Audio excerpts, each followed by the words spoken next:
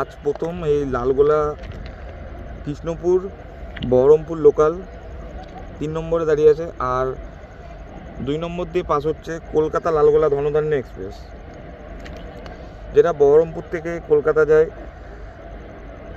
বহরমপুরে টাইম আছে 8টার সময়, আর কলকাতা গিয়ে পৌঁছায় 11টা বেজে 20 মিনিটে।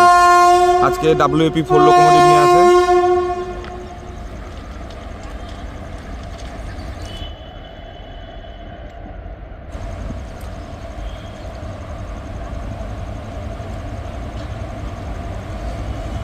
সেই বিরল দৃশ্য প্রথম, একদিক দিয়ে চলে যাচ্ছে ধনধান্য এক্সপ্রেস, আর সামনে দাঁড়িয়ে আছে